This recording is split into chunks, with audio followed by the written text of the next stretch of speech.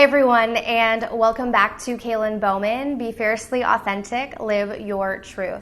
So today I specifically wanted to discuss intentions, and do we need to be setting intentions, or are they essentially hindering us? Okay, so we're going to get into that, but before we do, if you guys are interested, I have created a self-love course called Become a Love Magnet. So if you guys are interested in, being able to connect back to yourself, overcome heartbreak, traumatic experiences, and really step into your authentic power, which means owning your own energy, learning how to harness your energy specifically, and from that you can actually create a lot of good in your life. So if you guys are interested in that, I will be leaving the information down below in the description box.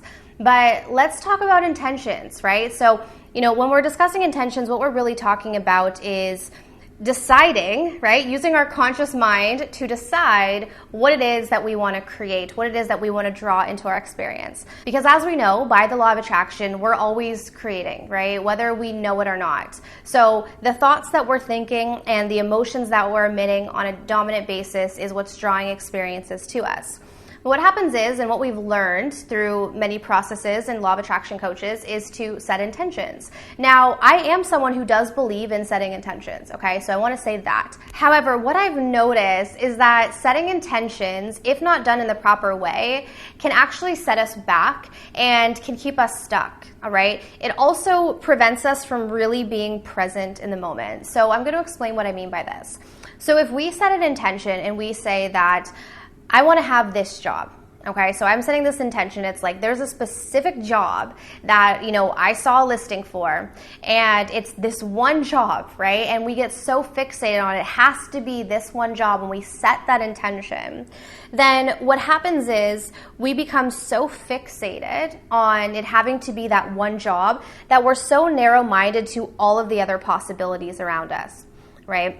Because we have to keep in mind, and I've said this before in many of my videos, that, when we're looking at things through the egoic scope, it's very limited, right? Because the ego is just based on what we've seen in the past and, the potential that is here in this present moment. But, when we look at from a soul level, when we're looking at the sort of the vast connection to the universe, there's so many possibilities, right? So where our mind might see that one job that could fit and could make us happy or could add to our happiness, the universe could see all of these other possibilities that we don't see.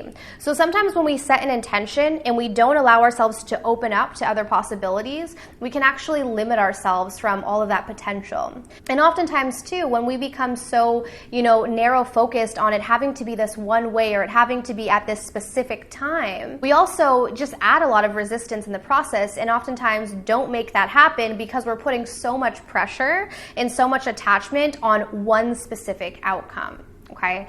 The other thing that I wanted to discuss about intentions, and again, it's okay to set intentions, but I recommend, setting a specific intention, but being open to other possibilities. And the other thing that I wanted to discuss is not allowing your intentions to take you away from the present moments, to take you away from just surrendering and being open to what the universe brings you. Because what often happens is when we set an intention, we then go and walk out into the world constantly looking around to see if that intention is going to be fulfilled in some way. Whereas when we are just open, right, when we are open vessels and we experience whatever comes to us, that is actually being in full surrender. So in order to be able to be in the receptive mode, that's actually how we have to approach our manifestations, is we are completely open to what comes.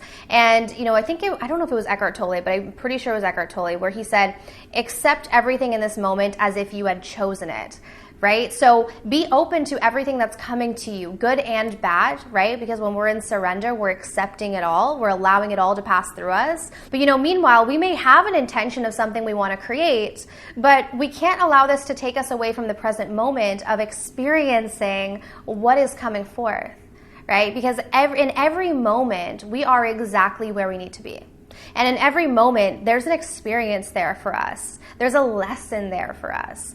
And sometimes when we set intentions, we miss out on everything that's going on in the present moment. We miss out on the experience that the universe is trying to show us. We miss out on the lessons that are coming forth, right? So Yes, you can set intentions, but be open to other possibilities. And if you do find that your intentions are causing you to be very stressed out and worried, and it's really just taking you away from, your internal happiness and your internal peace, I would say let it go. Let it go. So just being in tune with who you are, how you're feeling, and essentially what's best for you.